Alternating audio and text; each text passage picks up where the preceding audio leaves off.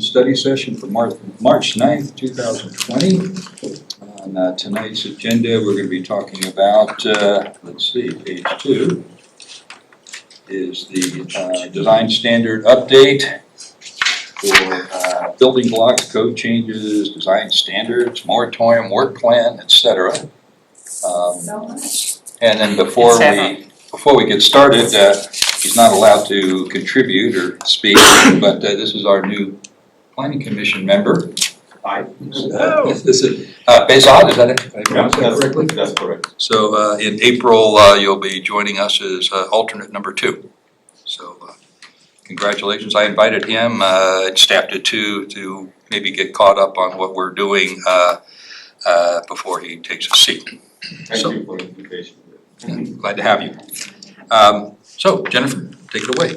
Excellent. So this evening, I'm just giving an update of where we are in the timeline of our downtown code and design standard changes. As well, I'll give you a little update on where we are with the ULUC and kicking that off and the excitement around that. And then just opening up to any questions that you have. So my intention is to not be here long, but I did not want to cancel this meeting. You have an extra copy of this for Oh, yeah. Bezod? There you go. Thank you.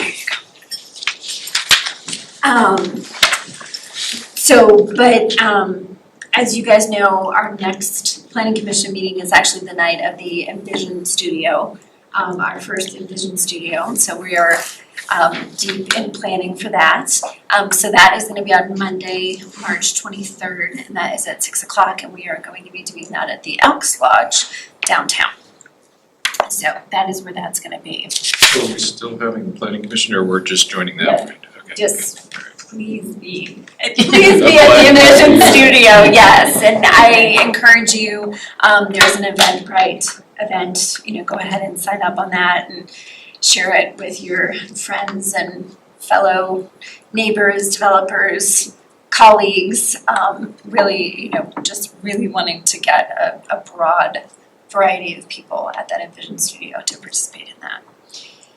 So, as you know, we have been for the last several months looking at if there are any kind of interim changes we could do while we have this moratorium going on. And what you have before you, this is in the handout, so you can actually see it. Because I don't know about you, but I can't read that. If I were sitting where Mark was, I would not be able to read that. What you can see is basically 3 columns. One being what we think we're going to be able to accomplish during the moratorium.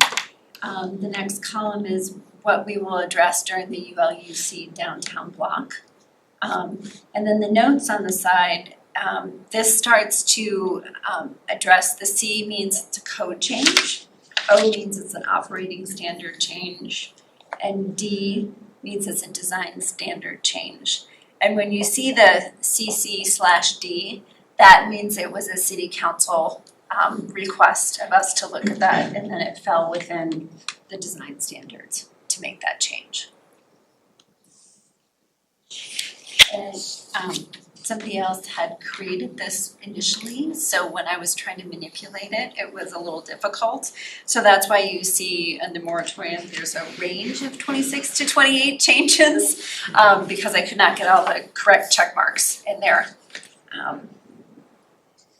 So this is really what we've landed on being able to do during the moratorium, that first column.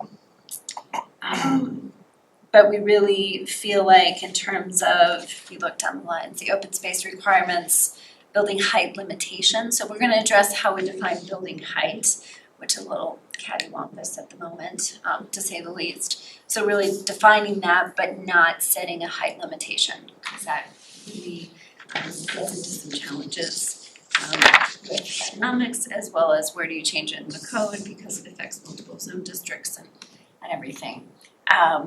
And then also in terms of the massing and side step backs, so both Planning Commission, Historic Preservation Board, and City Council have asked us, like, hey, can we do anything in the meantime with side step backs? So I do have some slides tonight for us to kind of take a look, to see where the comfort level lies in that. But right now, staff is really leaning towards let's let that play out during the ULUC downtown block. So, any questions on this work plan? Well, the work done, the downtown building block, that's gonna be number one building block, correct? But That is correct. we can work on it, but it will not be approved and in effect until all the building blocks are done. Is that correct? As we go through that downtown building block, that is up for consideration. If there are parts of it that we would be able to adopt prior to the end of the 18-month period, and Okay, so really vetting out what that could possibly look like. we'd adopt it to the old zoning code, I assume then, and then it rolls over to the new? Correct. Okay. That would be an option. All right. You look like you had a question, Oh, no. Jason. Nope, you're good. Have that look on my Excellent. face. Is that the look on your face? So when staff took a look, if you could pass those down, I think I have the right amount. So when staff took a look at what we feel we're going to be able to do during the moratorium period, we did basically an analysis of if we had the standards, design standards and code changes in place that we are proposing, what would that have done to development that has happened since 2014? When you look at this diagram, this is the red building means it would, the project would no longer meet design standards or the building form criteria that we're now putting into place. If there's a red pedestrian person, that means it doesn't meet the walkability standards or direct access, or that front-facing facade and engaging with the street. And the green check mark means it would pass and it would still be a project that went through. So when we kind of take a look at that, and you can see we have statistics here over on the right side, and then outcomes per phase 1 changes. So the projects allowed as is would decrease from 16 to 8. So basically 50% of the projects that would have occurred would no longer be able to occur with the new design standards and codes that we would have in place after the moratorium. But then you can see what that also does in terms of the number of dwelling units that would not be in downtown. These projects that can be done and couldn't be done that are illustrated here, do they include what we're working on currently on in the moratorium, or do they also include these pending building block downtown? Just what we have covered in the moratorium. I'm sorry? Just what we will have covered in the moratorium. In the moratorium, in next, whatever it is, 35 days left, 40 days, okay. Correct. Yeah, and I'll go over that timeline here in the next slide.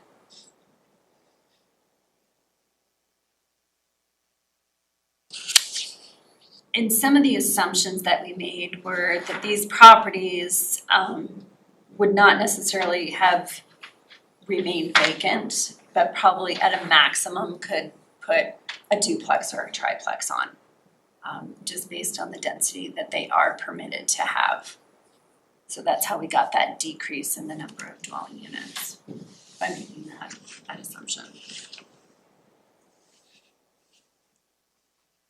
The Nevada project on the upper left-hand corner, what would prohibit that under the new standards, or the moratorium standards, let's call them? So that one we kind of went back and forth with because it was an approved PDO on that.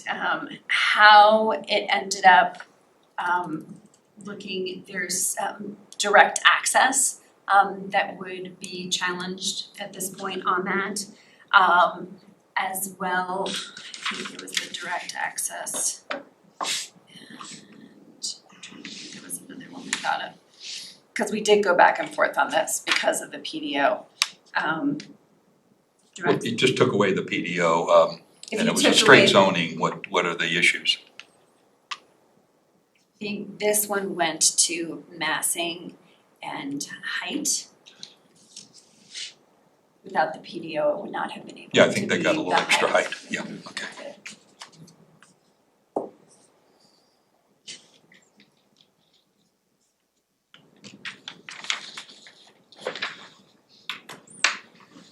We probably suggest that we take this and do a walking tour of downtown to take a look at why, that we see them up front and then figure out why they would be okay or not okay today. Okay. And several of them really are considered slot homes. So with our revised definition and saying no slot homes, that's honestly where most of them fall off.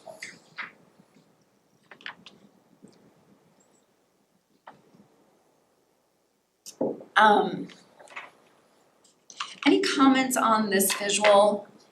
Does it make sense? Is there anything that we can add to this? I don't know if you can actually add it to the sheet, because it's already pretty full, but like Mark was saying, just to fully understand why each individual one was decided wouldn't fit, like on a separate sheet would be helpful. Yes, I've got a question. The ones that are indicated as red, is the implication that if the current regs had been in place, those projects don't get done? Correct. But the reality, isn't the reality that if they were working with the current regs, they, if something was a slot home that now isn't gonna be permitted, wouldn't they alter the design theoretically to get a project done that would fit? Yes, but then when you start to add in, what does that project look like to get 5 units in there if all of the doors have to face, if 3 out of the 5 doors have to face the front now? Yeah. So how does that change? But that's a very good point, and I think that really starts to get to what is really the issue downtown. Is there an issue? And I think it really depends on who you talk to as to what the challenges are. Okay. And I think as we go through this downtown building block, that will get teased out. With respect to that, after the last meeting, Mark, you and I were talking with Mike. And the concept we're working with here is what's not permitted. Correct. But the idea got floated, what if in addition to, here's what we prefer not to see or what we're not gonna permit. How about here's what we would like to see? Well, what we'd like to see, and oh, by the way, here's maybe some carrots.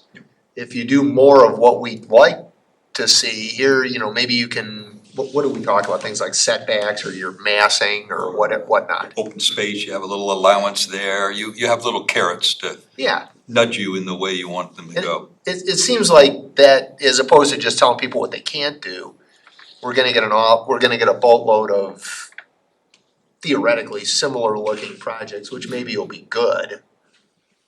But hypothetically, it takes some of the incentive away if everybody's working, if there's one design standard and you just give everybody the same design standard, a lot of stuff could look similar and it sort of takes away from the character component, maybe. Right. So a big purpose of these studios is to figure out what should those carrots be. Okay. And really create that menu of options of, I can envision, I've seen some codes that are, here are 25 things that we would like to see and, make sure that your project has at least 10. That sort of thing. And it may even be, if you go above and beyond 10, you get a concession on something else. So really it becomes a little bit of an a la carte menu. So that is that is what we are looking at for this Okay. new code. But I don't see that happening with a moratorium. That could happen with a building block section. No, I agree. Yeah, I understand. I just Yeah. was I'm not that good. Like, no. just trying to digest Trying to it. fill up your excess. Yeah. Oh, yeah, 'cause Excess I have time so off. much of it. So yes, that's exactly what we're trying to get to. Jason, did you have? Yeah, does the slot home definition include, multifamily? Because there are some apartment buildings downtown and I saw the slot home definition, unfortunately I was sick last meeting, so I wasn't able to talk about it, but a number of the multifamily units downtown do not work well with that definition. And actually, one that might be instructive is if you just walk a little bit north of Ned Kelly's pub there on Sycamore Street. 5637 Sycamore is kind of in the lower right. That's basically a fourplex, and it looks like all the units kind of have access onto the street. Literally, the building next door is a building that's older condominiums.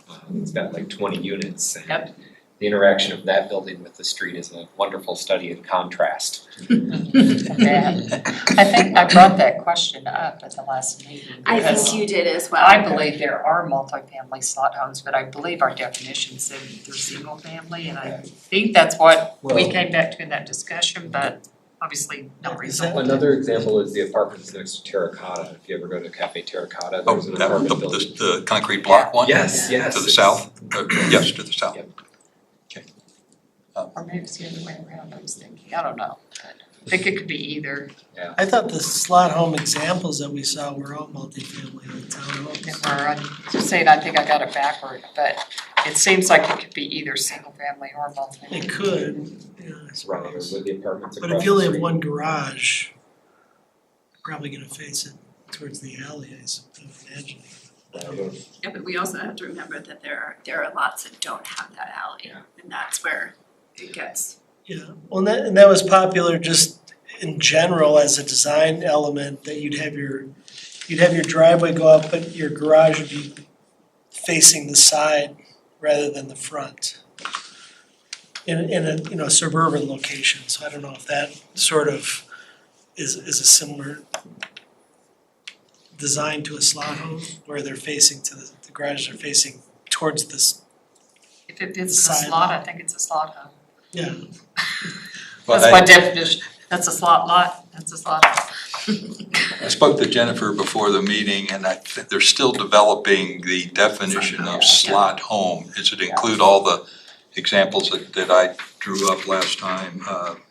Double loaded or single loaded actual driveway? Does it include the shared garage, but then there's outside entries on the side for visitors? Are they included? There's the other example of the garages lined up against the alley, and then there's a gap, and then you enter your unit from the side again. Are those slots? These are all things that I got from the Denver's definition of slots, and then there was Dan, who can't come tonight, he's a little sick, but he sent me some caveats in the Denver code that seem to allow slots if you would screen the driveway from the street view. That was one of the examples that I gave, so it'd be like a U-shaped. So anyway, it's still being determined what is Littleton's slot, what is council's, what is their, when they said no slots, what did they mean by that? I don't think we still have a definition from them. We got some input from them, so what we'll do is put a definition together with what we've heard from HPB and Planning Commission and City Council and what we've gathered from Denver. And put that on, we'll have that on Littleton plans as part of the design standard red lines. And we'll have that out by the end of the week. So I will make sure that you guys know that it's up there and take a look at it and weigh in on that. You say it'll be online by the end of the week, so we're gonna need something like Wednesday or something to take a look at? Get our comments back? As long as Mike is not sick anymore, yeah. I'll look to Mike now. Yes, it's on. Commute. Yes, we actually did a little of that last week, so. yes, would you guys like to take a stab at that before we get it on the Littleton plans?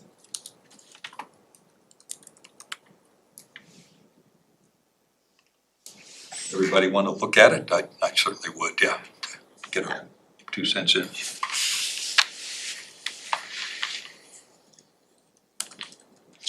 I have a question too, when you're done writing. Okay. I can't write and think at the same time. Playing off of what Bruce and you were talking about, the à la carte, having 25 things, you have to have at least 10 and then maybe incentives.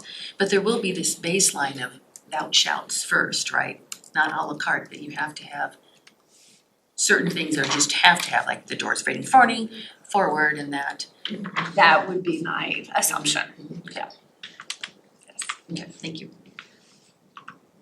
Something we probably talked about ad nauseum, I'm not sure, but alleyways are, we've had at least one example when I've been on this commission where, they want to access all these units from the alley, and that alley was so narrow. I mean, I drove my big honking truck in there and barely got out, and and which is partly, I shouldn't have been driving that truck, but secondly, it's concerning that, if we start, and we have been pushing driveways to the alley, which is a wonderful concept, but if the alley's 6 feet wide, 10 feet wide, whatever, it's concerning. So do we have anything in our plan to I mean, basically, when plans come in, they have to show us that it works traffic-wise, and putting in the turning radiuses. I mean, but you can talk to any resident that now lives in one of those slot homes and how many dings they have on their car now because of how narrow it is. any fences being taken out or Yes, head-ons to the alley now? yeah. Sherry, are you talking about like you're driving down the alley and then you gotta do 4 K turns to get into the slot? Yes, I Okay. am. Okay, got it, yeah. So And that's turn- usually remedied by setting the building back, or you've got curved edges to the building so you can get in one shot. Or even that turn, we did talk a lot about turning radius, but it was more around going around corners Right, versus like alleyways, triangle, but. yeah. Yeah.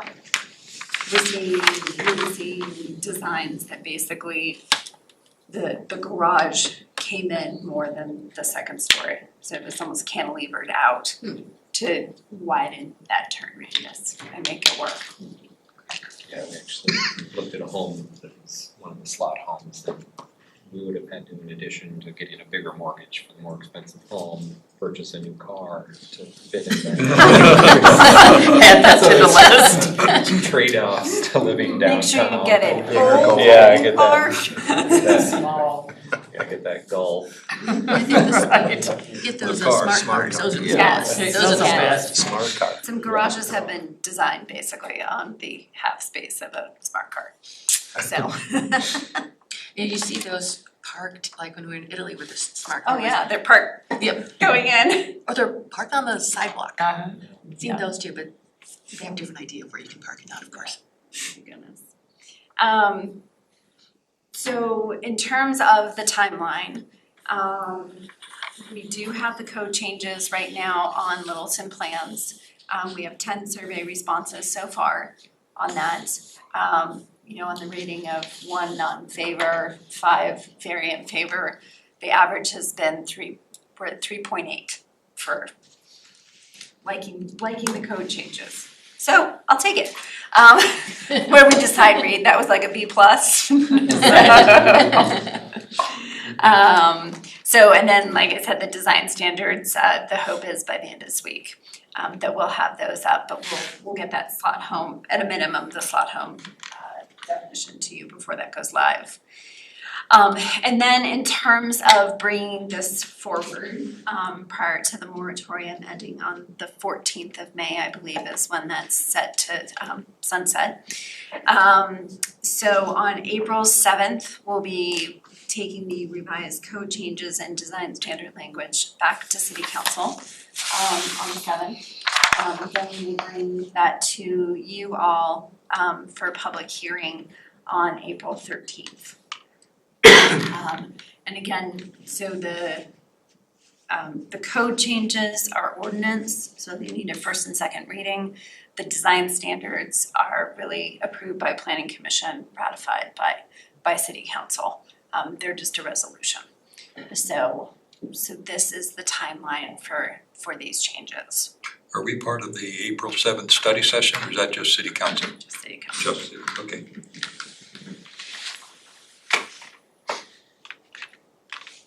So in terms of the ULUC, we've formed a staff technical team that is made up of all of our planners. We have members from communication, economic development, public works, Reed.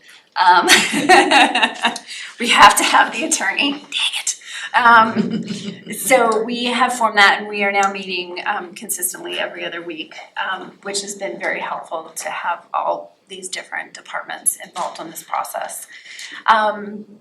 Something that you'll see is different, coming soon to a website near you, is this program called Encode. So we will be moving the code, the zoning code first, to this online platform Encode. So there will be hyperlinks that you can go back and forth. It will be GIS coded as well, so if you're interested in figuring out if you can put a shed on your property, you type in your property address and it will bring up what zone district you're in, what regulations you need to consider, and all of that. So it's very interactive. And it also allows us to be redlining and doing our new code online in real time. So multiple people can be in it at any time on the staff side, editing it. And then the draft will actually be in this form as well, available to the public. So That's a nice improvement. it is very exciting to be moving to that. We did put together ahead of our Envision Studio on March 23rd, we did put together a downtown survey. I don't know if you all got that from me today, but I encourage you to go and take that survey. So we made that go live Friday evening, and we already have 156 responses. So I think that's awesome, and that will just go up. But really, we ask the questions about downtown and how do you use downtown? What would you like to see in downtown? So KKC had given us kind of survey questions, and we majorly, as Mark likes to say, Littletonized it, the questions. So we'll have those. We're gonna have this open basically until the Envision Studio, and then have a follow-up survey for those that actually attend the studio, just to kind of see how much we're moving the needle in terms of education and understanding. So The survey, do they have to find the survey, or does the survey go out to a previous list of email addresses or what have you? So we have a number of registrants on Open Littleton, so they got all that. And then we have been sharing it with anyone we talk to be completely honest. We're like, take our survey. So yes, it did go out to people that were already registered as part of Open Littleton, but I encourage you to share that link that you got today with others. Could you use the old comp plan list, the various, would that be appropriate? Completely. And I would need to check with Kathleen if she actually already did that. She may have. The various open houses we had, I think they had probably a sign-up sheet maybe that included your They did. email. We have a very large list now. Obviously, those are active people that came to all those meetings. I'd be surprised if she hasn't sent that out to them already. Okay. And then just the Envision Studio, March 23rd at 6 at the Elks Lodge. And there is a sign up for that. So if you just go to the Envision, we still have right now the Envision Littleton webpage.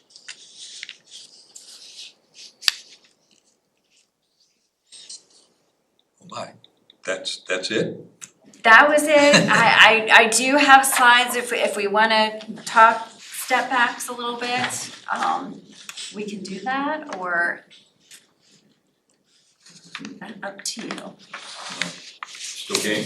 The three gentlemen that Only seven. that need nudging every 10 minutes. What? Keep going? Sure, yeah. Yeah, I think this is more of a what questions, what holes, what economic impact, what are the impacts of side step backs, and are they that's not the word, but do we think that is something that we would want to do in the moratorium, or do we really feel like we need to look at this more and vet it more? So that's really what I want us to kind of think about as we do this. Okay, so right now we do not have any side step back standards. It's not Step back, not setback. not setback, step back. We're really talking about the building. So step backs typically, once you go up a certain height, you start to require it to be set back. Either, a 25% visibility, a 50% visibility, a 75% visibility. It can vary. So Does that false facade figure into that somehow, or is that just something that people come up with? clarify what you mean by false Well, some of facade. the examples I've seen where there are step backs, there's like a first story and then there's a wall. It's kind of a false like a facade. pyramid or something? Well, it's kind of a wall above the first story in front of the step back, so then you see less of the second story. And it's maybe there's a nice design, but it's not really, there's nothing behind it except maybe a few feet behind is the step back. And then when you're looking at it, you just see less of it. And so I see that as an example a lot. But I don't know if that's something that a developer comes up with, or if we have that or would propose that in So design the one that I standards. can think of that we did do that is the Littleton mixed use building. It does have that fake wall that kind of forms a patio space, and then the rest of the building is set back quite a bit. And that really had to do with the front visibility. So the percent that could be visible, which I think is 25% on, or 25% on Main Street. So that's a perfect example of if you do not have a well-defined code, that the architect could use that as a get out of jail. He can use it to get around. He just raises the parapet and then he sets the third level just slightly back because he's hiding it by the parapet. So you have to, a good code would limit the parapet height.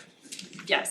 To a maximum of whatever, 2-3 feet, whatever parapets are necessary, for Or say drainage that and things. they're not What's permitted, or say that they're not permitted, the height that it has to start stepping back is X. Maybe it's at the And roof, then it's at the roof stepped in. structure and the parapet, if you want to do a parapet, that's up to you, sure. That becomes your roof structure then, yeah. So it's just a well-defined code that gets, anticipates the possibility that somebody tries to get around it. Right. So, the complaint that we've gotten is that there's too drastic of a change between you have the single-story bungalow and then the 3-story building next door. There's no transition. There's no transition.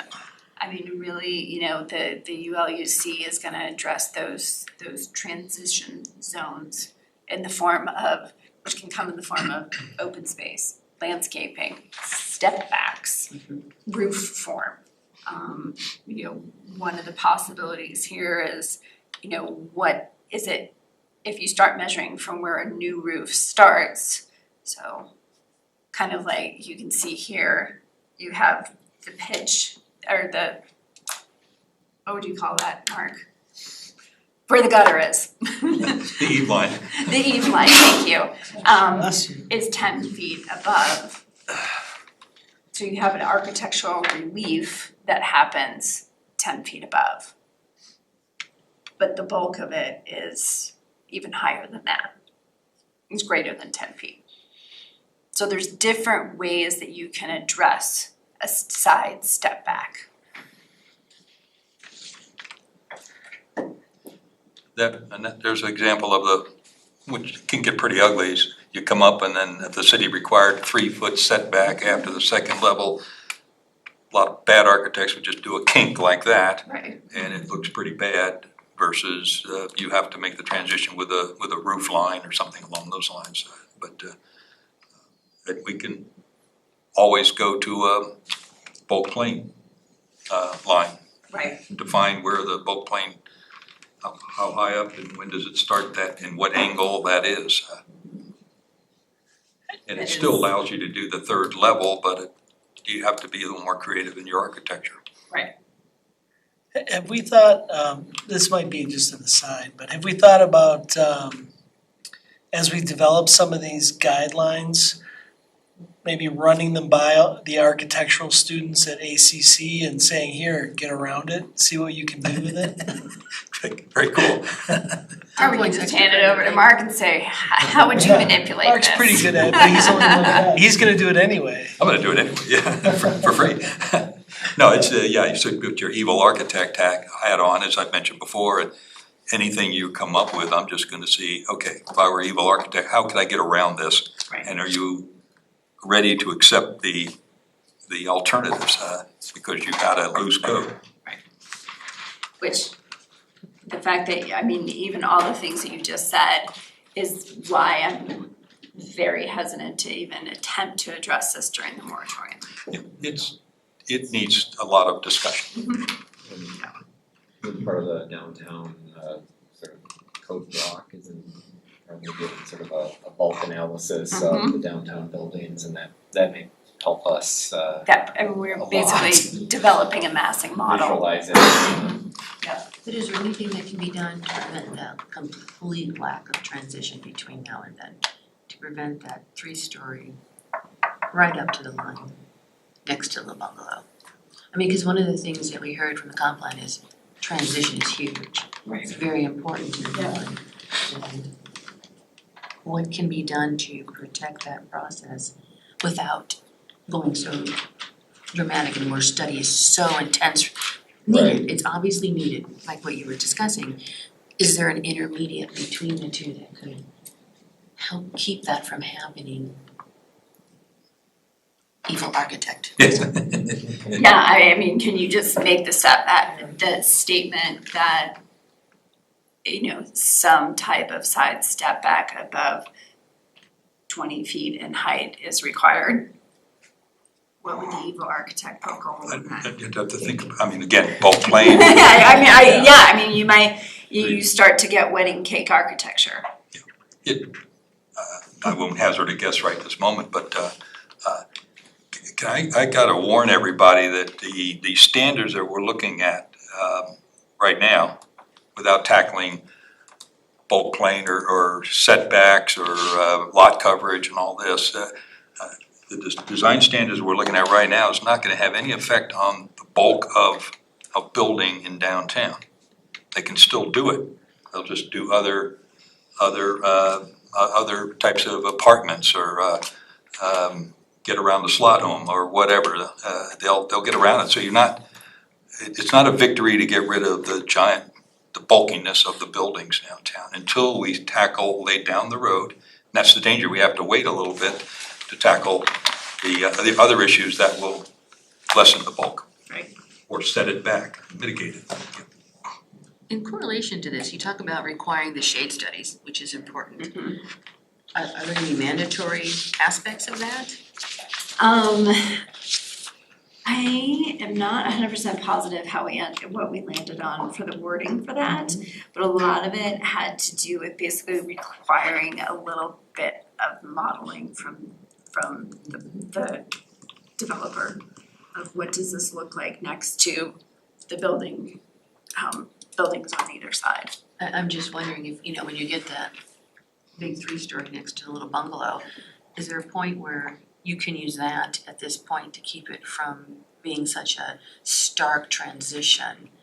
You know, suddenly this guy Quite now is possibly. a, 24/7 shade, you're never gonna have any sunlight in the back, I mean, depending of course where the home is, but it might be a way to help.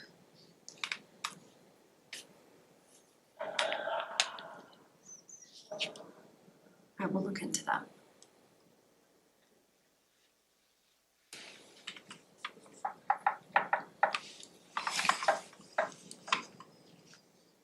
So as I understand it, the side setback issue would probably be resolved as part of the ULUC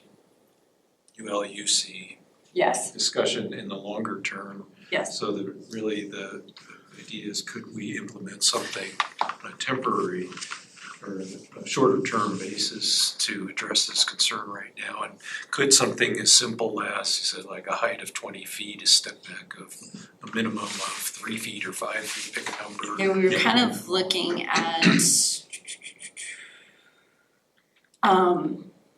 that kind of minimum of 2 feet, maximum of 6 feet. Would there have to be a maximum? Yeah, there doesn't need to be a maximum. No. Well, I that's why I was asking, can the downtown building block, if something's really important that we spot in all those building block units, we can incorporate it almost, with a public hearing, et cetera, immediately and put it in the old zoning code. And it's good for, 9 months As or a part year. of the design standards or as part No, of the zoning code. code? Code itself. I guess it would have more teeth then.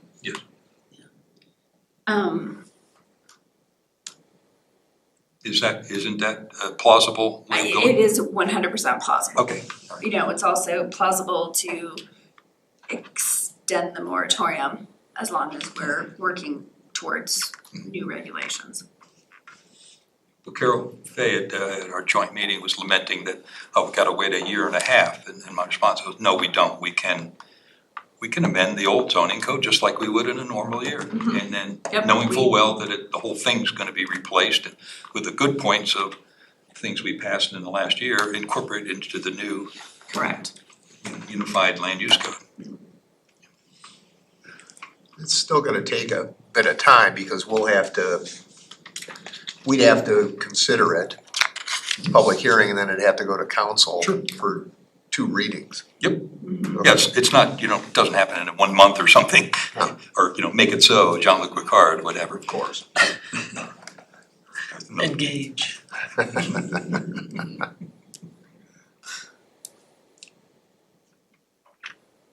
Yeah, so it seems like we all encouraged to do, To do not the something, dramatic, but to protect the neighborhood. something In having to that- do in with this transitional intermediate time, heights, yes. maybe.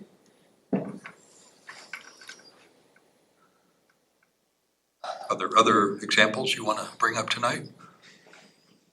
No, I think this was the last, yeah. It was kind of the last possible suggestion, but yeah, we can see what other people have. But so I'm kind of hearing if there's a way we can do something but not get into great detail. Like, I don't see at this point I can create the à la carte menu of, oh, you could do a roof form, you could do blah, blah, blah, you could, We don't It's have more time. of a- once you get above. What height do you think that is? Is it, your traditional one-story house, 20 feet, but so is it above 20 feet that you have to start stepping back? More for the architects in the room. Most zoning codes, were crafted at a time when the set height limits where everything was pitched roofs, or most things were pitched roofs, so, you could have a 2-story with the attic, the little attic window because you have a nice pitched roof on top. Which does look like the illustration there with kind of the step back and quasi bulk plane. It's kind of replicating that. You can do 2 stories sort of as a freebie, and after that it's gotta follow a roof pitch of some sort. Yeah, it has to follow roof pitch, Denver 15 years ago, they had a stricter lower bulk plane, but then they allowed dormers to go in. In this example, you could say, okay, 20, pick a number, 20 feet, you have to start on, you know, it has to be a roof angle rather than a kink, but we'll allow you a, you know, an 8-foot dormer on either side or something, you know, a little bone. So you can get that third story to work, but it makes it more palatable to the neighbor.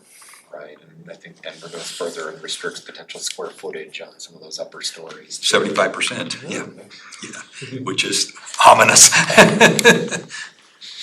Yeah, that's another way, you just limit the square footage on the third floor. Like Reed just found one. Where'd you find this, Reed? It's classified. So, yeah, I'm not just reading my text messages, it's Reed messaging me. So Transitional Heights is what this code calls it. And where a multifamily residential structure or non-residential structure is constructed within 100 feet of a single-family detached or attached structure on adjacent lot, the new multifamily or non-residential structure shall meet one of the following criteria. It shall not extend upward through a bulk plane. And I think we run into issues because we haven't really established bulk plane. Being on the nearest lot line of the adjacent residential structure and extending upward to an angle of 45 degrees over the multifamily residential or non-residential lot. Alternately, the new multifamily or non-residential structure may be constructed to a height no taller than the adjacent existing single-family structure. And then you have exceptions to the height limitations. Chimneys, cornices without windows, cupolas, domes not used for human occupancy, elevator penthouses, monuments, parapet walls, skylights, spires, steeples, theaters, scenery lofts, towers, ventilators, water tanks, and similar structures, and necessary mechanical appurtenances. Planners can't put together two sentences I'm like, properly. God. A lot of stuff, so. Jesus force. There may be some general things that we could do. There's different ways of getting that side more palpable, bulk plane or set, just kinks or what have you. Increase the setback of the whole building, that's another way, but you still have that 3-story mass wall staring at you in the face. But it's a little further away from the side property line, just allowing dormers occasionally. I mean, there's all kinds of little tricks, and I think that's why it's not gonna happen during our moratorium, but it should happen quickly afterwards.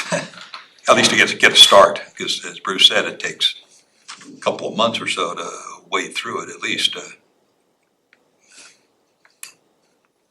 And we'll have 2 Envision studios and drafting of new code going on during that time.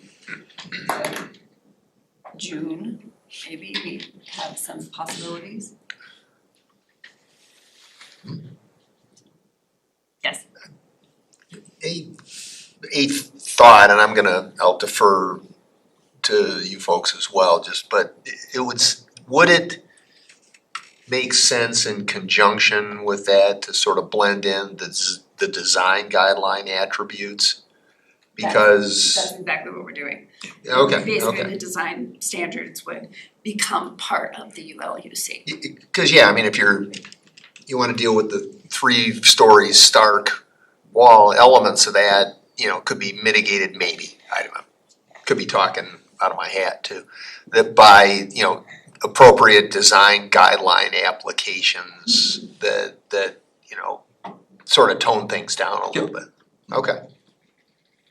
Well, here's another thought. Typically, the developers want to push something out into the setback. That was one of the zoning code, when we had that study session, there was we can allow bays popping out. Well, you could reverse that and say, well, every 40 feet, you need an inset on the side setback. That would be for a porch or something, or just, it's part of the design, is you're not allowed to do a monolithic slab. You got to inset it occasionally. Can't look like 2001: A Space Odyssey. Right. So there's another little trick to make it, make the sidewall better. Well, we can see if we can come up with something token at this point, but I really do think we'll have brought up enough holes that it's not something that we can address in the moratorium. Well, somebody's thought of it. We'd already picked up one language from somewhere else. You could probably develop our whole code based on, Plagiarism.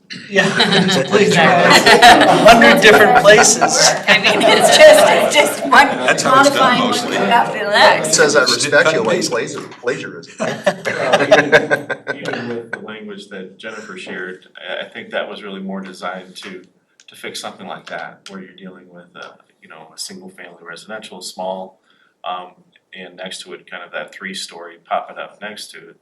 But one of the challenges that you find is when the 1-story sells and the new person wants to come in and pop the top and do something like that, how does whatever you're enacting affect what they're able to do, and are they further limited or are they not limited with what they can do? And it was really the first person who came in who redeveloped is the one that had kind of more of the constraints as it comes to, whether it's bulk plane or setbacks, step back.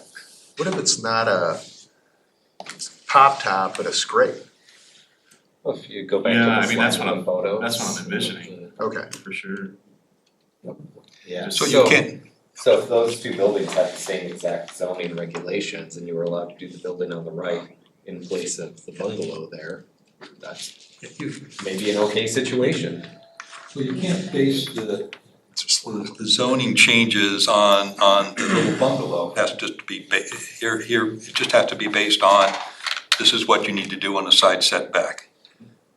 Whether it's the little bungalow next door or whether it's a 2-story, whatever next door, and you wanna do a 3-story here. It's just, here's the code, this is what I can do for my piece of property, regardless of what's next door. And then you don't have that problem with, they're inhibited by the little bungalow, and then the bungalow gets torn down and something goes up. Then what do you do? What is the bungalow, former bungalow site, what do they rely on? They get it free for all because now they have this up. They have the 3-story on that side, so Well, it depends on They the have other very side, maybe it's limited. another bungalow on the other side of the bungalow, who knows? Nobody's building new bungalows. No, they're not. No. They're not. Have you seen, Mark, I guess, or other architects in the room, step back requirements that are associated with its orientation with respect to the sun? Or on the north side, there's Well, required. it's built into the bulk claim, but Denver used to have to do a sun analysis and all, and now it's built into the bulk claim. Okay. Yeah, I mean, if you do like an accessory dwelling unit on the back of a house in Denver, in the areas of Denver that allow it, that ADU is gonna be separated, and it's gonna be on the south property line, so it doesn't cast a shadow to the north. So it's a given that will be on the south, 5 feet away from the south property line, you can't stick it on the north side setback. So think that's how they do it these days. At least in Denver, not other communities, but there's lots of different ways. I think the solar access is one of the biggest arguments to do this. Yes. Right now, you'll see people get solar easements now to their properties from developments to make sure that no one's in the future gonna be inhibiting their sun. And then you get into issues with people's trees that have gone much larger over 30 years. Yep. That's Keeps the lawyers fully employed. keeps the architects busy. Yeah, and architects too, thank you. Everybody wins. So that is all I have this evening. But it was an interesting little discussion. Is it a clapping because it's early? She did a good job. You did a great job. Yeah, no, it's good. It is good. Well, we can flesh it out with Efficient, commissioner concise. comments if anybody has anything. Nope. No, I have nothing, so carry on. How many of you guys are able to make the Envision Studio? I know you said you were I'm sorry, make it what? 23rd. The Envision Studio Yeah. on the 23rd. Go to the studio workshop thing? I'll tell you what, if there is a travel moratorium, you'll probably be canceling the Envision. Probably, Crowding. yes. So I'll just, either way, I probably No. won't be here. so I can bring it that night. If I don't sell it for profit, no. Supposedly soap and water is the way to go. Purell doesn't work as well. It's I garbage. prefer soap and water anyways. They're saying you gotta at least wash your hands for 2 minutes to really kill the virus. 2 minutes? That Kill was the 20 virus. seconds. Jennifer, it might, in terms of what we're discussing about with the carrots,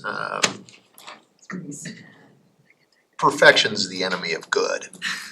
And I don't think there's a need personally to boil the ocean on this stuff, but even just a few examples of how something could sort of fit together can help frame the conversation for us. It's a little bit like, the meat on the bones kind of thing. You don't have to have it all completed, in excruciating detail, but even if we had some things to noodle on, a little further down the road. I don't know if that helps or not. Yes. One of the suggestions that we've given to KKC for this Envision Studio is actually to do some visual preference surveys. Basically kind of showing which do you prefer, this or this, this or this. Kind of like an eye test. Maybe more than just one or two, but a little Yeah. tricky. I mean, but yes, really that kind of what are people's visual So preferences? hypothetically, what if everybody prefers 2 stories with big setbacks? And we probably adjust our code to reflect that. Say it again. We would probably start writing the code to reflect that. So, but Is then we that- also have to look at what is the economic impact of doing something like that. Well, that and I mean, I know we talked a little bit. None of this stuff crosses the line into what would constitute a taking because we've got the latitude to set the zoning, but on the other hand, if what you're showing on the screen up there was permissible under the existing code, whether it was PDO versus regular zoning. And now we're basically saying, well, you can only go 2 stories and you have to be set back, pick a number. To preserve the view corridors or the solar easements or whatever. I mean, where does that line, is there a line there? Where does that line fall? I don't know if I would say there is a solid line, it may be dashed.